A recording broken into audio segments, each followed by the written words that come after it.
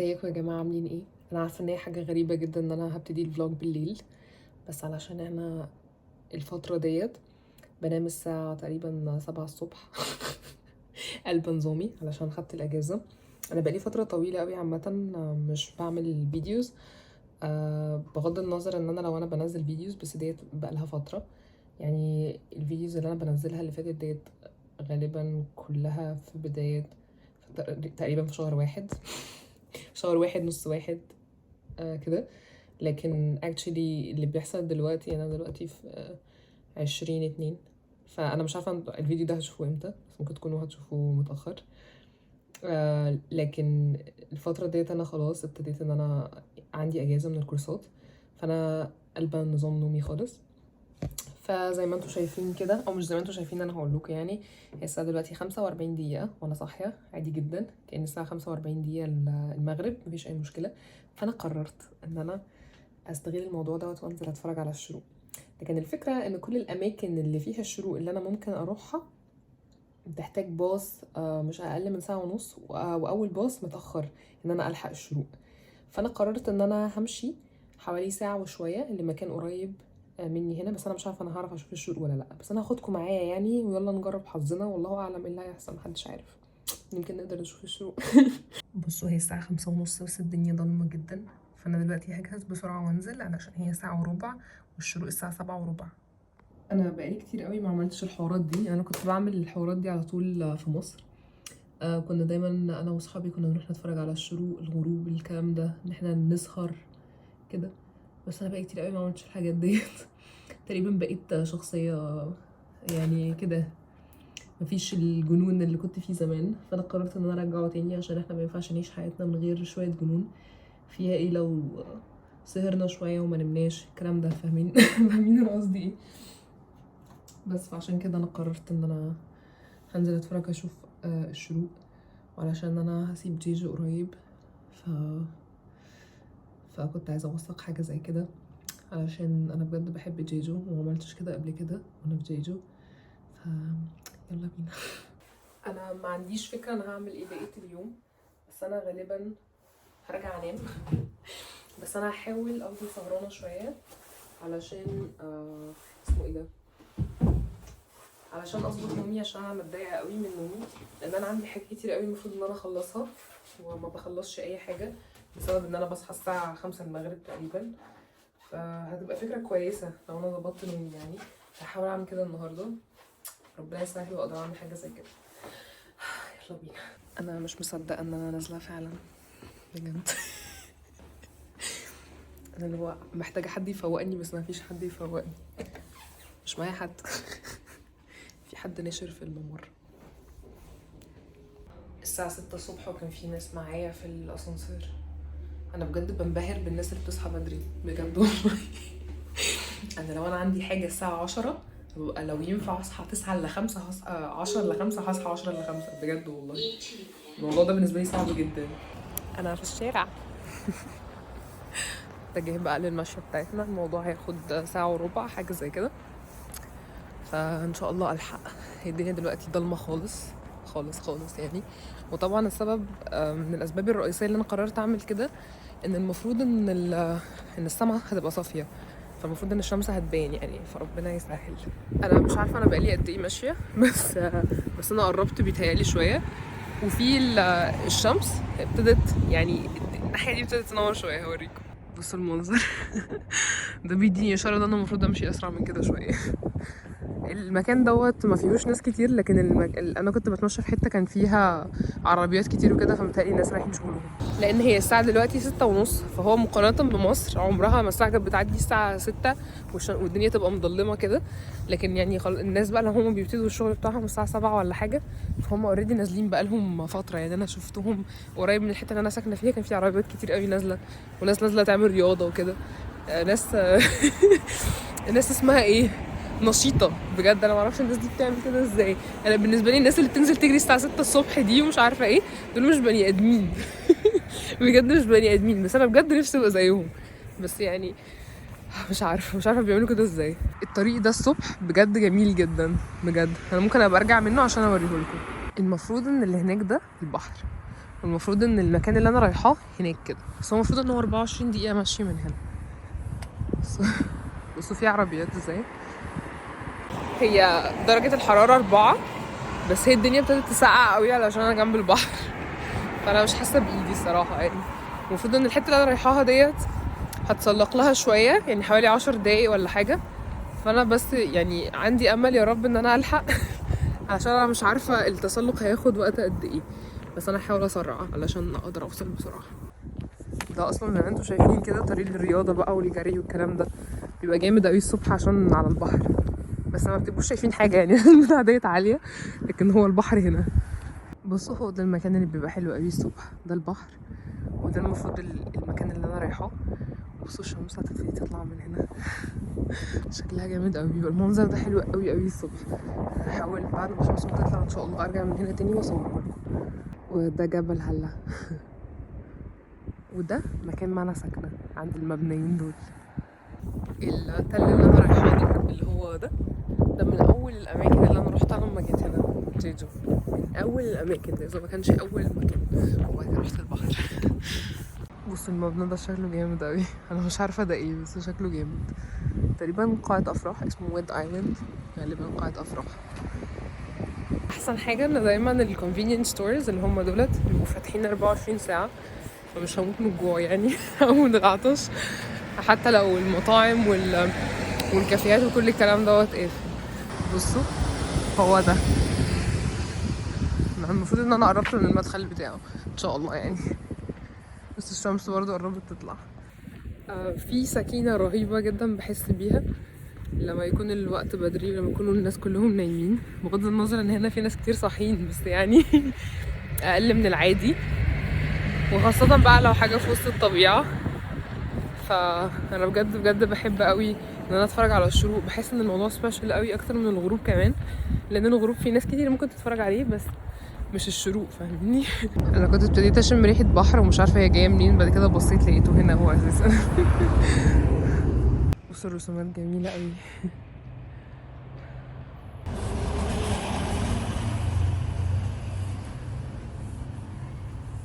هو ده المدخل، انا هموت عشان المطلع. بصوا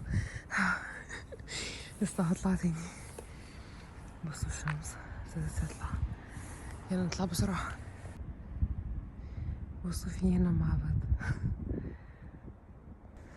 بصوا المنظر، انا لسه ما طلعتش.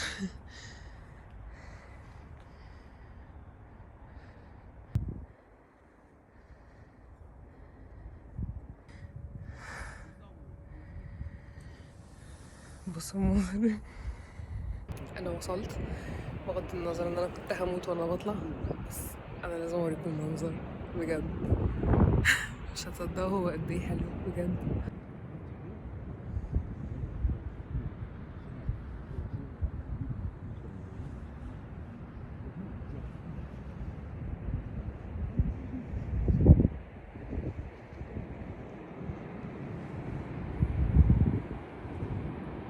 انا عمري ما كنت بعرف اصور الفيو ده من هنا علشان الشجر ده كان بيبقى طويل قوي، بس هم قصوا الشجر، فبجد المنظر رهيب.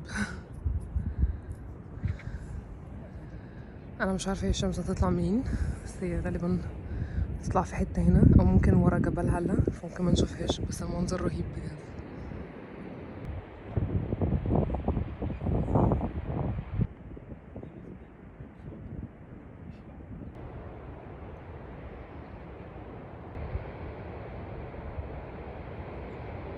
فكره ان انا ابص على بحر ومش شايفه النهايه بتاعته، بجد دي حاجه بالنسبه لي رهيبه.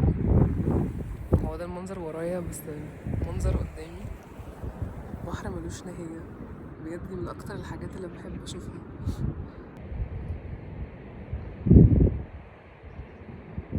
انا بجد كان نفسي تبقوا معايا عشان تحسوا بالاحساس اللي انا حاسه بيه، بس يا رب اكون عارفه اوصل لكم الاحساس، عشان بجد في احساس من الحريه وان احنا صغيرين قوي، عارفين الشعور ده؟ انا مش عارفه لو انتوا سامعيني من الهوا بس انا عندي احساس قوي قوي كل حاجه صغيره. انا صغيره عشان كل حاجه حواليا كبيره وعظيمه، لو انتوا فاهمين انا قصدي ايه بجد. انا بيتهيألي الشمس هتطلع من هنا، فممكن نشوفها شويه، عندي امل. فهنشوف.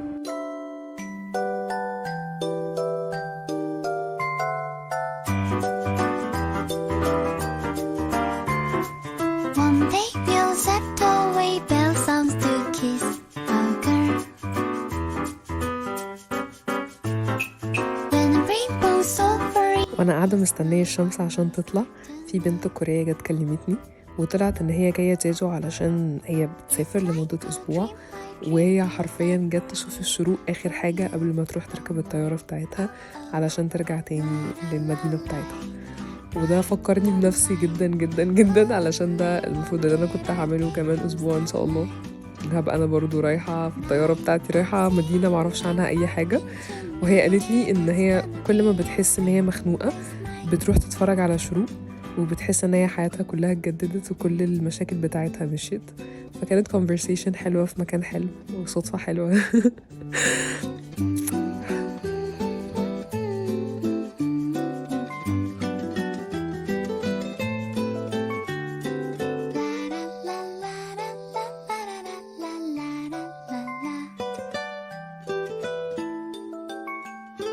Someday soon I'm gonna tell the rainbow I'm in love. Ice cream cones, candy bars, no one else compares with you. Oh no, oh oh, la la la la, bright moonlight, only one that I take from starlight. Night, singing far into night, and it's gonna be a sleepless night. سامعين صوت البحر مع صوت الطيور. ولما أشعة الشمس نزلت على كل حاجة شكلها اتغير بجد. أشعة الشمس بتغير كل حاجة.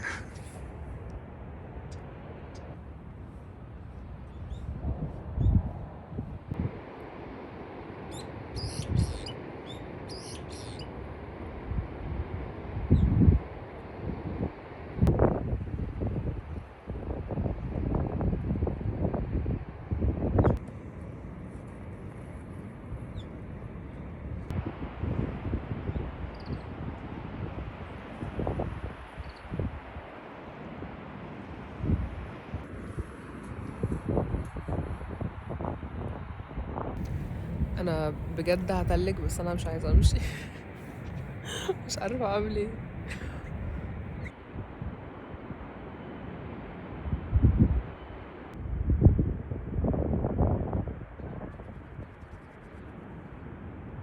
انا دي من المرات القليله قوي اللي انا قادره ان انا اقعد في مكان من غير ما احس ان انا ورايا حاجه.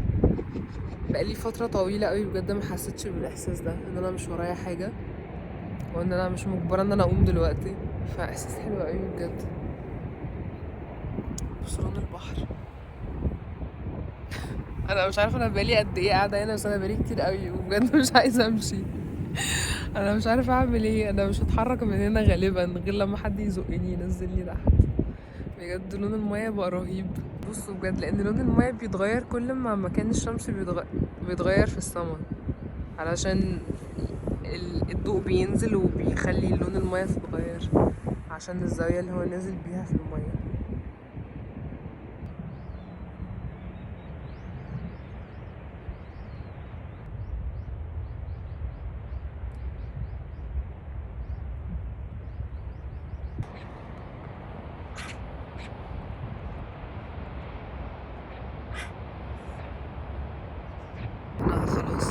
انا خلاص هقول باي باي، علشان انا سقعت قوي وجعت وحاجات كتير قوي.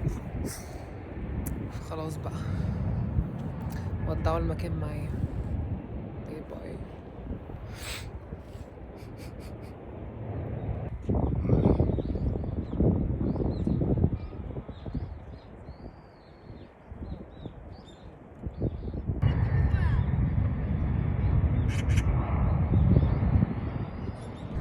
انتوا هتلاقوا كل الفيديوز الطيور دولت، علشان انا منبهرة بجمال الطيور دول بجد، لان هما الريش بتاعهم في لون كده اخضر مع بيربل مع بينك لما النور بيجي عليه. يعني كنت بحاول اصوره لكم بس انا مش عارفه هو باين في الفيديو ولا لا، بس بجد رهيب. وانا متضايقه قوي ان انا نازله وماشيه وسايبه الفيو ده، فبحاول اتكلم عشان انسى. العصفورة دي بتصوت مش بتصوصو.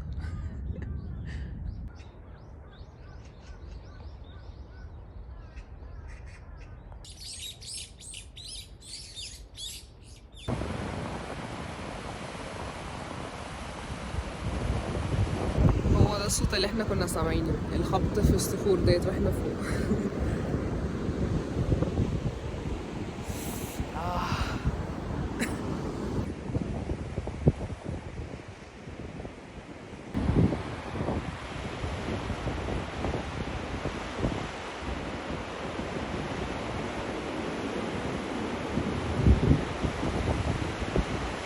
بصوا انا لقيت ايه، ديك. وبصوا كانت جنبي سكتة قلبية، وتقريبا في حد حاطط له اكل هنا. ايه ده، في يعني جه منين الديك ده؟ انا في وسط البتاع عادي جدا. ازيك يا ديك؟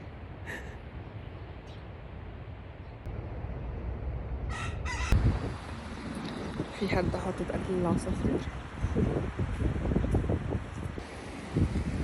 ده من الاماكن المشهوره في جيجو اللي الناس بيجوا يتصوروا عندها علشان الطريق الملون ده.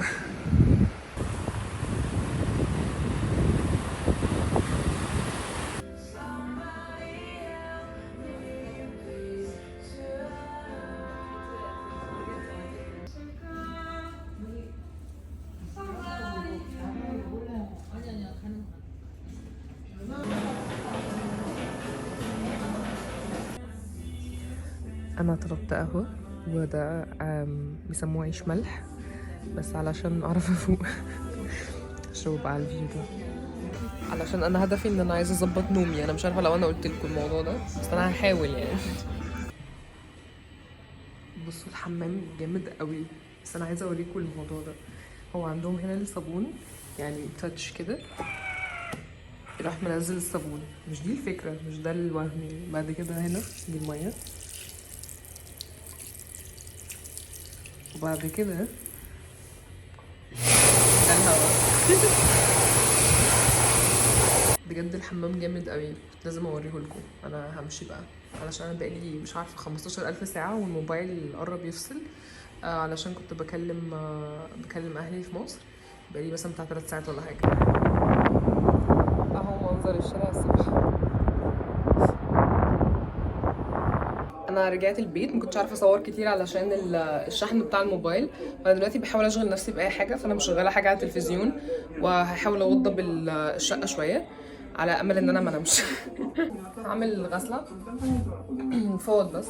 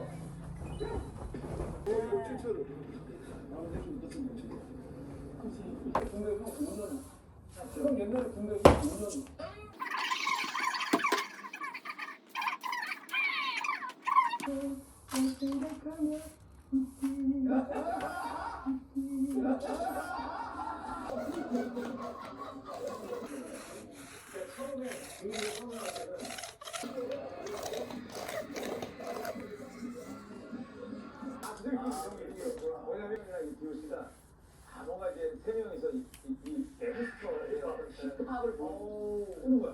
그래갖고 신곡이 나왔어. 인트로에 이거 보상 이건 어디예요? 우리 너무 오래 시간을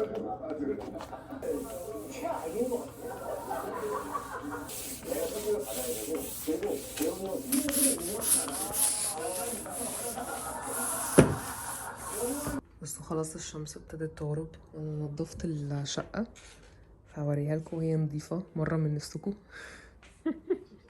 انا سعيدة جدا بجد، انتوا مش متخيلين. بصوا من هنا كمان. الموضوع مريح قوي للاعصاب صح؟ انا صوتي ابتدى يتغير عشان انا كده خلاص بقالي 26 ساعة صاحية، حاجة زي كده 26. المفروض ان انا هحاول استحمل شوية كمان، يعني كمان حوالي 4 ساعات ولا حاجة، وبعد كده بقى هنام. علشان انا مش عارفه ايه اللي انا عملته ده. انا يعني اكشلي نظفت الشقه الصراحه، يعني الصراحه علشان اصور فيديو التور اللي في الشقه. مش عشان يعني انا ايه، مش عشان النظافه مقطعه بعضها، لا الصراحه هو عشان الفيديو. يا جماعه زي ما انتم شايفين كده الدنيا ليلت، فانا نجحت بنسبه معينه. هي الساعه دلوقتي 7:15، فانا يعني هستنى شويه، عايزه انام زي الناس، يعني مثلا على الساعه 10 كده ولا حاجه، عشان ما اصحاش تاني في نص اليوم. انا دلوقتي عماله احاول اعمل اديتنج لفيديوز او احط حاجات على الكمبيوتر على اساس ان انا اشغل نفسي وما نمش، علشان انا لو لمست السرير ده هضيع، يعني هروح في ساعتها. انا الفتره ديت انا متوتره جدا بسبب ان انا باذن الله رايحه سول خلاص قريب، يعني ان شاء الله على نهايه الاسبوع دوت. يعني هو النهارده 20/2، فباذن الله المفروض ابقى هناك في سول على يوم 27. هما 7 ايام بالظبط، دلوقتي بقوا 6 ايام، وانا هسافر اليوم السابع فاهمني، فتقريبا 5 ايام. وانا زي ما انتوا شايفين كده الشقه زي ما هي، انا ملمتش اي حاجه خالص لسه ولا عملت اي حاجه. ف يمكن ده سبب من الاسباب ان انا لسه قادره افضل صاحيه كل دوت، لان انا اساسا كده كده بقعد افكر كتير قوي، وده سبب اساسا ان نومي باظ علشان انا بفكر كتير قوي. فكنت عايزه ان انا اظبط الدنيا علشان اعرف اخلص بسرعه قبل الميعاد باذن الله، لان انا المفروض خلاص يعني في ظرف 5 ايام ولا حاجه اكون لما حياتي كلها واتجه على طول باذن الله. غير التجهيزات وكل الكلام دوت، انا جيجو هتوحشني بطريقه مش طبيعيه، لان انا متعلقه بجيجو جدا، بقالي 1.5 سنه عايشه فيها. ف يعني متعلقه بالمكان نفسه، مش مساله الناس، يعني الناس بتتغير بس المكان انا متعلقه بيه. الشقه دي مثلا انا رايحه اسكن في سكن جامعي، فالسكن الجامعي دوت هيبقى هرجع تاني هسكن مع حد وممكن يحصل مشاكل، العيشه مش مريحه قوي ان انتوا تبقوا عايشين مع حد انتوا مش عارفينه في اوضه صغيره كده بتعملوا كل حاجه. فبالنسبه لي الموضوع مش لذيذ قوي. فانا اكيد طبعا كنت حابه ان انا ابقى عايشه لوحدي كده، بس الاسعار في سول اغلى بكتير من الاسعار هنا في جيجو، يعني تأجير البيوت وكده، وانا الفلوس اللي معايا ما تكفيش علشان انا خلصتها كلها هنا الحمد لله. فما تكفيش ان انا اقدر ان انا اجيب شقه في سول، فده السبب يعني. فانا بقى كل الافكار ديت في دماغي، فغالبا هو ده اللي مخليني اساسا ما بعرفش انام، هو ده اللي مخليني ان انا صاحيه لحد دلوقتي.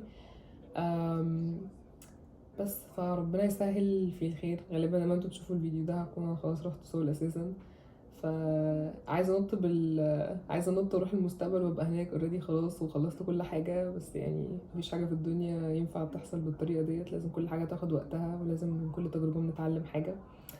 ف فباذن الله يعني تكون تجربه كويسه واتعلم منها حاجه، وان شاء الله يكون الاحسن. واحاول بقى انسى جيجو وانسى الشقه دي، مش انساهم بس يعني احاول اعيش من غيرهم. ان شاء الله ممكن الحاجات اللي هناك الجديده تخليني انسى شويه، بس برضو انا كده كده يعني بتعلق قوي بالاماكن والكلام ده، فعلشان كده بالنسبه لي الموضوع حزين بنسبه كبيره. وصحابي كمان الجداد اللي انا عملتهم دولت مش هشوفهم الا مثلا بعد 6 شهور لما يجوا. وانا اساسا اوريدي سبت صحابي اللي كانوا قبلهم، فانا في ناس كتير قوي عماله اسيبهم، في ناس كتير قوي عماله تخرج وتدخل من حياتي في الفتره ديت، فالموضوع برضو تشالنجينج بطريقه مختلفه يعني. بس معلش انا رغيت كتير، بس انا يعني قلت اقول لكم ايه اللي في دماغي وايه المشاعر اللي انتم ممكن تحسوا بيها لو انتم مريتوا بتجربه زي دي. ف... فيمكن دي حاجه تساعد حد، معرفش يعني، بس قلت اقول لكم.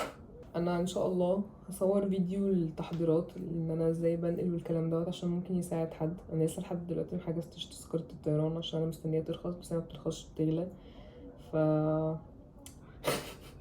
يعني هي رخصت مره كده وبعد كده ابتدت تغلى، ودلوقتي هترجع لسعرها اللي انا كنت ببص على التذكره دي من شهر، وقربت ترجع لسعرها اللي هو العادي اللي كان من شهر يعني. بس والجامعه برضو عماله تبعت لي ايميلات تغير المواعيد ومش عارفه ايه، فانا متلخبطه ان انا اختار انهي ميعاد، بس هو غالبا باذن الله هيبقى يوم 27. فغالبا هعمل فيديو تاني للتجهيزات عشان تبقوا معايا يعني فيه. وانا بيتهيألي ان انا اخلص الفيديو هنا علشان انا بقى خلاص يعني هستعد للنوم. ويا رب تكونوا اتبسطتوا بالفيديو الغريب دوت اللي معرفش فين بدايته وفين نهايته، وامبارح النهارده والنهارده امبارح وكله. يا رب تحققوا كل اللي نفسكم فيه. يا رب اشوفكم على خير ان شاء الله في فلوج تاني. ولو عايزين اي حاجه او لو عندكم اي اسئله بليز قولوا لي في الكومنتس وان شاء الله هرد عليكم. واشوفكم على خير ان شاء الله في الفيديو الجاي. باي باي.